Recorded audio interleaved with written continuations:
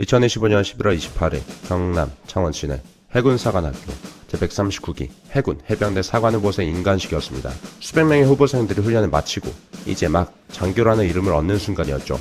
그런데 이 평범할 수도 있었던 임관식이 그날만큼은 유독 큰 관심을 받았습니다. 이 자리에서 이재용 삼성전자 회장의 아들 이지호 씨가 해군 소위로 임관했기 때문입니다. 소식은 단 몇 시간 만에 포털 메인과 SNS, 커뮤니티를 장식했습니다. 삼성과 장남이 군대를 갔다. 그것도 해군 장교로. 기수 대표까지 맡았다던데? 사람들의 반응은 단순한 호기심을 넘어 놀람과 평가, 그리고 각자의 감정이 뒤섞인 형태였습니다. 임관식 장면을 조금 더 들여다보겠습니다. 해군 임관식은 단순히 계급장을 다는 행사로 끝나지 않습니다. 후보생들은 정렬하고 대표자는 제병 지휘를 맡아 대한민국 해군 장교로서의 첫 명령을 외칩니다. 보도에 따르면 이지호 소위는 이 기수 대표 역할을 수행했습니다. 기수 대표라는 자리는 랜덤으로 돌아가는 역할이 아닙니다. 훈련 기간 동안 체력, 태도, 성적, 리더십을 종합적으로 평가받아야 가능한 자리입니다. 그래서 이 장면은 단순히 재별과 자제의 임관이 아니라 훈련 과정에서 드러난 하나의 상징으로 읽히게 됩니다. 그리고 또 하나의 장면, 임관식 현장에는 아버지 이재용 회장을 비롯한 가족들이 참석했습니다. 군복을 입은 아들과 정장을 입은 재계 총수의 모습, 이 대비는 의도하지 않았더라도 대중에게 아주 강력한 이미지를 남겼습니다. 왜냐하면 한국 사회에서 재별가와 병역은 오랫동안 복잡한 감정으로 엮여 있었기 때문입니다. 그래서 이 장면은 어떤 사람에게는 당연한 모습으로, 또 어떤 사람에게는 낯선 장면으로 다가왔습니다. 이 임관식 하나만 놓고 봐도 이미 이 뉴스는 개인의 사건을 넘어 사회적 맥락을 띠기 시작합니다. 그런데 이 뉴스가 진짜 크게 번지기 시작한 지점은 임관식 그 자체가 아니었습니다. 사람들이 본능적으로 멈춰선 문장은 바로 이것이었습니다. 미국 시민권을 포기했다. 시민권 포기라는 선택, 피할 수도 있었던 길을 왜 내려놓았나? 보도에 따르면 이지호 소위는 미국에서 태어난 복수 국적자였습니다. 이 말은 무슨 뜻일까요? 한국 사회에서 복수 국적은 단순히 신분 정보가 아닙니다. 특히 병역 문제와 맞물릴 때는 아주 민감한 키워드가 됩니다. 왜냐하면 복수 국적자는 경우에 따라 병역 의무를 선택적으로 이행할 수 있기 때문입니다. 군복무를 하지 않는 선택지가 제도적으로 존재할 수 있는 위치였다는 뜻입니다. 바로 이 지점에서 사람들의 감정이 동요되기 시작합니다. 한국 사회에서 병역 문제를 둘러싼 분노의 상당 부분은 힘들다 해서 나오지 않습니다. 대부분의 분노는 누군가는 피했고 누군가는 갔다라는 불균형의 감정에서 나옵니다. 그래서 대중은 병역 이행 자체보다도 피할 수 있었는가 없었는가를 먼저 묻습니다. 그런 맥락에서 시민권을 포기했다라는 문장 하나는 단순히 사실 설명이 아니라 강력한 상징처럼 작용했습니다. 물론 여기서 우리는 조심할 필요가 있습니다.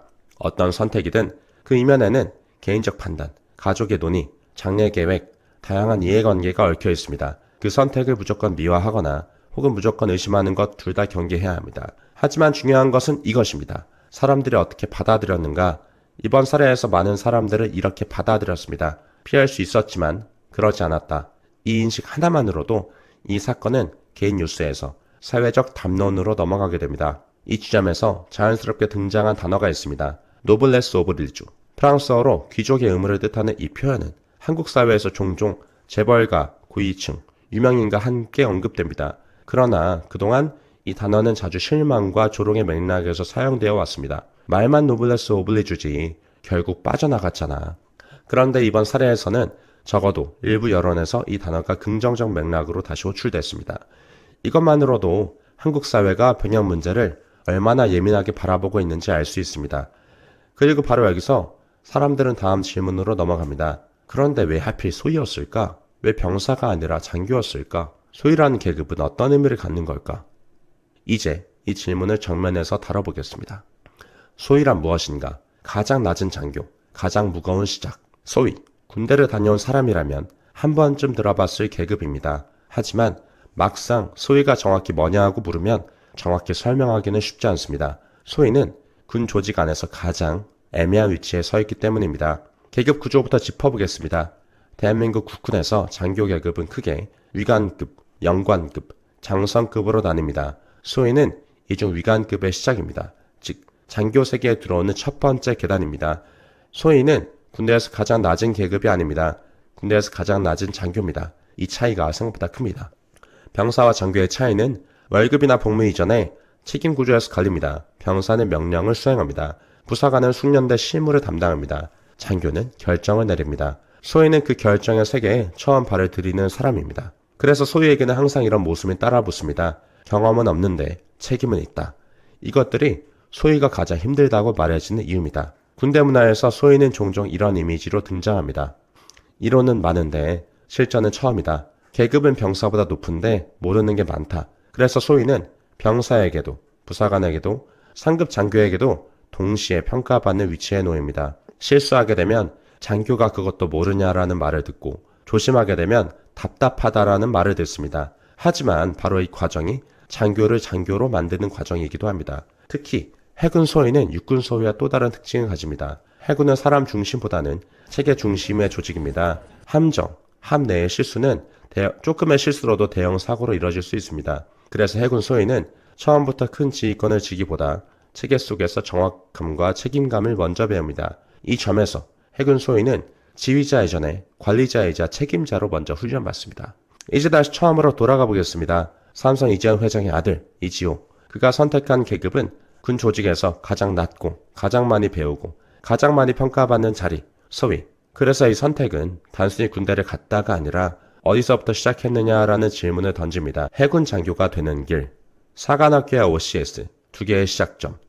이제 이지호 소위가 밟은 해군 장교라는 길 자체를 살펴볼 차례입니다. 대한민국에서 해군 장교가 되는 방법은 크게 두 갈래로 나뉩니다. 첫 번째는 해군 사관학교입니다. 고등학교 졸업 후 입학기, 4년 동안 생도 생활을 거치고 해군 소위를 임관하는 가장 전통적인 루트입니다. 해군 사관학교는 단순히 군사교육만 하는 곳이 아닙니다.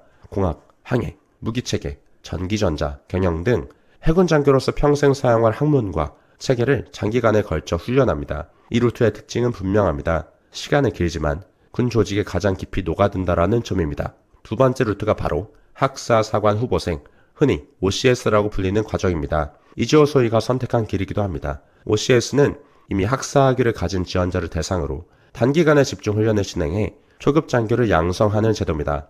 해군 OCS 훈련 기간은 약 11주. 짧아 보일 수 있지만 이 11주는 군대에서 살아남는 법이 아니라 장교로서 버틸 수 있는지를 검증하는 시간입니다. OCS 훈련의 핵심은 지식보다는 압박되고 고강도의 훈련입니다. 체력은 한계까지 끌어올리고 판단을 빠르게 요구하며 실수에는 즉각적인 책임이 따릅니다. 여기에서 중요한 건 OCS가 쉬운 길이 아니라는 점입니다. 시간이 짧은 대신에 밀도와 긴장도는 극하대로 높습니다. 이지호 소위의 선택은 이 압축된 루트를 선택했다는 시점에서도 주목을 받았습니다. 39개월이라는 시간, 장교 복무가 짧아 보이지 않는 이유. 이번 뉴스에서 자주 함께 언급된 숫자가 있습니다. 39개월. 훈련 기간을 포함한 이지호 소위의 총 복무 기간으로 알려진 시간입니다. 이 숫자가 주목받은 이유는 단순합니다.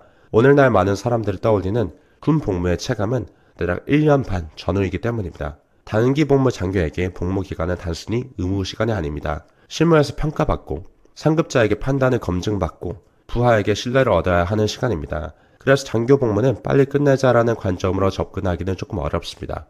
39개월이라는 시간은 길게 보면 인생의 일부에 불과할 수 있지만 그 안에서는 매 순간이 기록되고 평가되는 시간입니다. 이 점에서 사람들이 느끼는 무게감은 기간 그 자체보다 구조에서 비롯됩니다. 왜 이 임관은 사회적 사건이 되었나? 재벌과 병역이라는 오래된 질문. 이제 다시 이 사건이 왜 그렇게 크게 변졌는지를 정리해 보겠습니다. 핵심은 단순합니다. 재벌과 병역이라는 키워드입니다. 한국 사회에서 이 단어는 오랫동안 불신과 분노, 피로감을 동시에 불러왔습니다. 과거 수십 년간 재벌과의 병역 문제는 늘 면제, 회피, 논란과 함께 등장했습니다. 그 기억은 사회적으로 아직 완전히 사라지지 않았습니다. 그래서 이번 사건에서 사람들 주목한 건 이지호 소위 개인의 능력이나 성격이 아니라 선택의 방향이었습니다. 병사냐, 장교냐, 국내 출생이냐, 해외 출생이냐, 시민권 유지냐, 포기냐.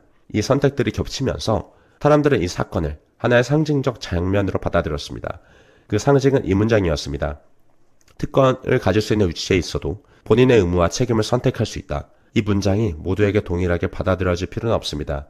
그러나 중요한 건 이 문장이 다시 공론화되었다는 사실입니다. 또 하나의 배경은 저출산과 병역자원 감소입니다. 대한민국은 이미 병역자원이 줄어드는 사회에 들어섰고 병역제도 전반에 대한 논의는 점점 더 현실적인 문제가 되고 있습니다. 이런 상황에서 누가 어떻게 군복무를 하느냐는 문제는 이전보다 더 민감해질 수밖에 없습니다. 그래서 이 사건은 단순히 한 사람의 임관이 아니라 시대적 불안과 기대가 투영된 사건이 됩니다. 소위라는 시작점에 남긴 것. 다시 소위로 돌아가 보겠습니다. 소위는 군대에서 가장 낮은 장교 계급입니다. 하지만 동시에 가장 많이 배우고 가장 많이 평가받고 가장 많이 흔들리는 자리이기도 합니다. 이주호 소위가 선택한 자리는 군 조직에서 가장 밑바닥에서 시작하는 책임의 출발점입니다. 이 이야기는 우리에게 질문을 던집니다. 병역의 공정함이란 무엇인가? 책임은 어떻게, 어느 지점에서 시작되는가? 리더십은 어디서부터 내려오고 어떻게 시작되는가? 소위라는 계급은 그 질문을 가장 정직하게 던지는 자리일지도 모릅니다. 오늘 이 이야기를 통해 우리가 기억해야 할 것은 한 사람의 이름이 아니라 선택의 방향과 시작의 태도입니다. 군복을 입는다는 것, 장교로 임관한다는 것, 그리고 소위를 시작한다는 것, 그 모든 것은 결국 어디서부터 책임을 질 것인가에 대한 하나의 답변입니다. 이상으로 오늘 동영상을 마치겠습니다. 감사합니다. 구독, 좋아요 부탁드리고 다음에 또 좋은 영상으로 찾아오겠습니다. 군인가족TV였습니다.